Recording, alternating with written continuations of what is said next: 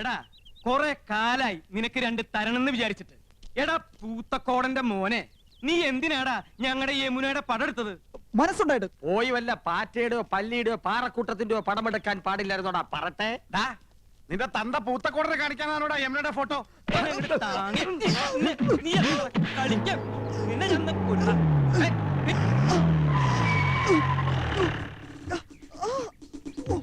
ആരാ ഫോൺ ചെയ്തത്? ആരാ പീഡിപ്പിച്ചത്? പീഡനത്തിനിരയായ മിസ് യമുന റാണി എവിടെ? ഇവിടെ ആരെയും പീഡിപ്പിച്ചിട്ടൊന്നുമില്ല. എന്റെ അനുവാദം ഇല്ലാതെ ഹീറോയിന്റെ ഫോട്ടോ എടുത്തു. സമ്മതമില്ല. സ്ത്രീകളുടെ ഫോട്ടോ എടുക്കുന്നത് സ്ത്രീ പീഡനത്തിന്റെ വകുപ്പിൽ പെടും. എവിടെ അവൻ? അത് ശരി, മുണ്ടും ഷർട്ടും ഒക്കെ ഊരി കളഞ്ഞിട്ട് ബലാത്സംഗം നടത്തിയായിരുന്നു എന്റെ ഉദ്ദേശം അല്ലടാ? ഞാനല്ല സർ, ഞാൻ ഫിലിം സ്റ്റാർ കൃഷ്ണകുമാർ. ഈ പടത്തിൽ ഭ്രാന്തനായിട്ട് അഭിനയിക്കുന്നു. ഭ്രാന്തനായിട്ട് ജീവിക്കുന്നു എന്ന് പറ. ഒറിജിനൽ ഭ്രാന്തനെ തന്നെ നിങ്ങൾ കണ്ടുപിടിച്ചു അല്ലേ?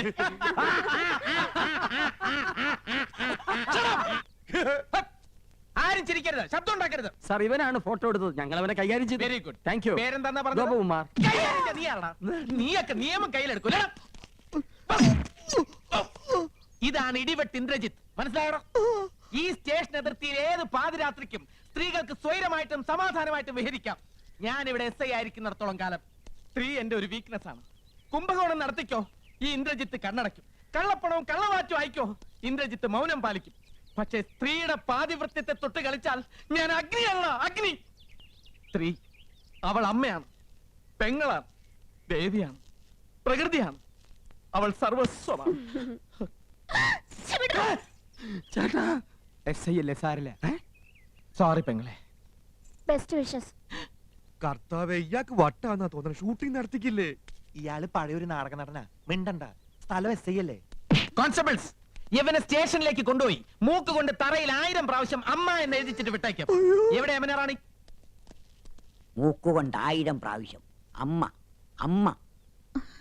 Excuse me madam, I am Indrajith. ദാ ഒരു മനുഷ്യാധമൻ ഒപ്പിയെടുക്കാൻ ശ്രമിച്ച മാഡത്തിന്റെ അങ്കലാവണ്യം നശിപ്പിച്ചു കളഞ്ഞിരിക്കും. Thank you. If you don't mind, മാഡത്തിന്റെ ഒരു ഓട്ടോഗ്രാഫ് എനിക്ക് വേണം. നോക്കണ്ട, മാഡത്തിന്റെ ഫോട്ടോ തന്നെയാണ്. മാഡത്തിന്റെ എല്ലാ ഫിലിംസും ഞാൻ കാണാറുണ്ട്. ഇനി ഷൂട്ടിംഗ് കഴിഞ്ഞ് മാഡം മടങ്ങുന്നവരെ മാഡത്തിന് ഒരു ബുദ്ധിമുട്ടും ഉണ്ടാകാതെ ഞാൻ നോക്കിക്കൊള്ളാം. Thank you and so nice of you. ഇതുവരെ തല്ല് കൊടുത്തിട്ടേ ഉള്ളൂ, വാങ്ങിയിട്ടില്ല. കണ്ടവന്റെ തല്ലും വാങ്ങി പോലീസിന്റെ ഇടിയും കൊണ്ട് മൂക്കിന്റെ പാലവും തകർത്തോണ്ട് വന്നിരിക്കുന്നു എരപ്പാടി.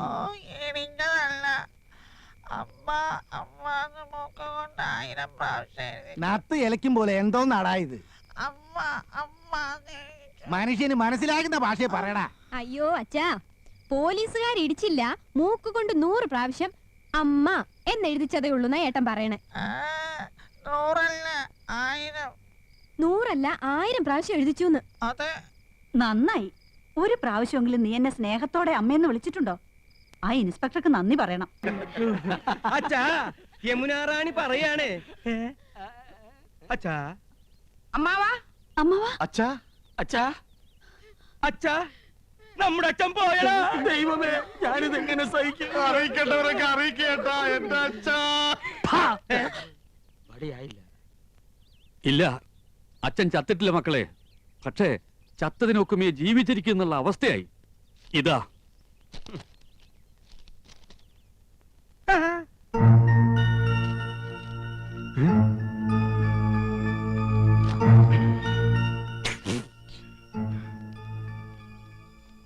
എന്താ സിനിമാ നടന്മാർക്കൊന്നും നാവില്ലേ? ഫോൺ ബില്ല് എഴുതി വന്നിരിക്കുക. ചെറിയ തുകയുള്ളൂ, 24,639 റുപ്യ. 24,639 രൂപയെന്ന്.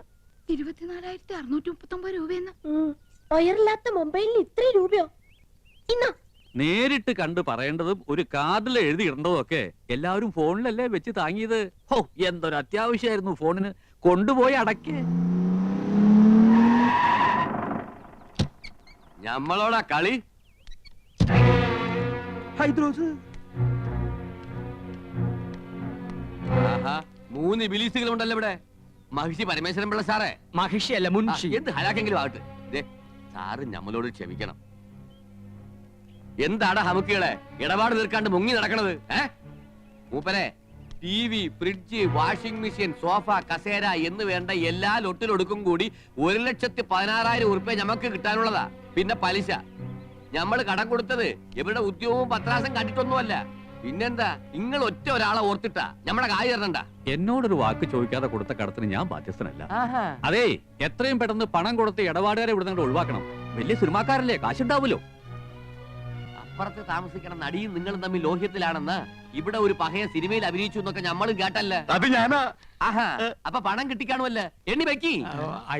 ഒരു മാസത്തെ അവധി ഒന്നും പറയണ്ട. കടം കൊടുത്താ ഇടം കൂടി കൊടുക്കണം എന്നല്ലേ പറയണത്? അങ്ങനെ പറയണണ്ട. ഉണ്ടിക്ക എന്നാ നമ്മടെ കിതാബിൽ അങ്ങനെ പറയണില്ല. കടം തന്നാ മേടിക്കാ ഈ ഹൈദ്രോസിന് അറിയാം.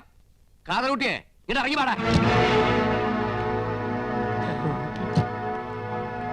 ഈ അകത്തേക്ക് എന്നാ ടിവിയും ഫ്രിഡ്ജും കസേരയൊക്കെ എടുത്ത് പുറത്തേക്ക് ഇട്.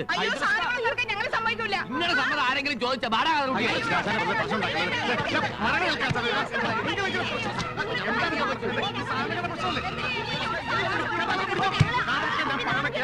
നിങ്ങൾ ബഹളം ഉണ്ടാക്കരുത്.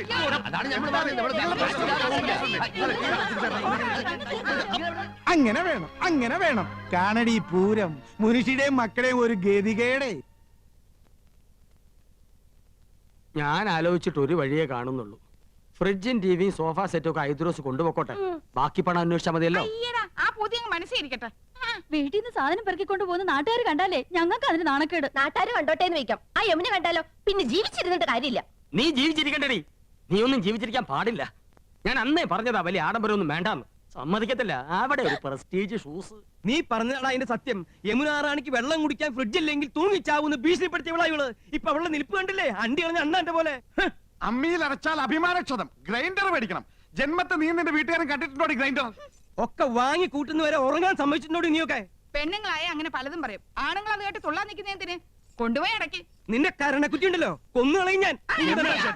തടയണ്ട. ഞാൻ കൊല്ലട്ടെ. കൊല്ലാൻ 5 പിള്ളേരുടെ അമ്മയായപ്പോ നിങ്ങൾക്ക് എന്നെ വേണ്ടാതായി. കൊല്ലാൻ. നിന്റെ അതെ, നമ്മൾ ഇങ്ങനെ പരസ്പരം കൊല്ലാൻ നിൽക്കണ്ട. ആ കാതർ കൂട്ട് കയറി നമ്മളെ കൊല്ലായിരിക്കാനുള്ള വഴി നോക്ക്. 3 പേര് കൂടെ നോക്കിയാ മതി. എത്രയും വേഗം പണം കൊടുത്ത് അയാളെ പറഞ്ഞു വിടാൻ നോക്ക്. എടി കുരുടി, നിന്റെ ഈ സോഡാ കുപ്പി കണ്ണട തല്ലി പൊട്ടിക്കും. ആ ചേട്ടാ, ഐഡിയ കിട്ടി പോയി. നമുക്ക് ഇവളമാരുടെ ആഭരണം ഊരി കൊടുക്കാം.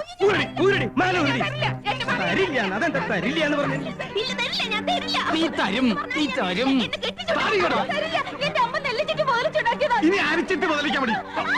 എന്നെ വട്ടം ചിറ്റി കളിപ്പിക്കരുത് നീ.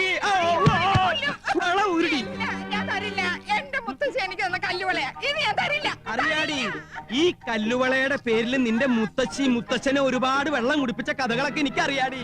ഇനി എന്റെ വംശപരമ്പരകൾക്ക് അത് ഉണ്ടാകരുതടി. നിന്റെ കല്ല് വെച്ച നുണയേക്കാൾ വലുതല്ലടി നിന്റെ ഈ കല്ലുവള. ഊരടി അങ്ങനെ പോരട്ടെ. അതും കൂടെ എനിക്ക് വേണം. ഞാൻ തരില്ല. നീ തരും. എന്ത് ചേട്ടാ കാണിക്കാൻ? ആൾക്കാർ നിൽക്കണ കണ്ടില്ലേ ചേട്ടാ? അങ്ങനെ 5 പവന്റെ അരഞ്ഞാണ് ഒട്ടോട്ട് നീ ഞെളിയണ്ട അടി. അയ്യോ, എന്റെ അറിഞ്ഞാണ് പോയി.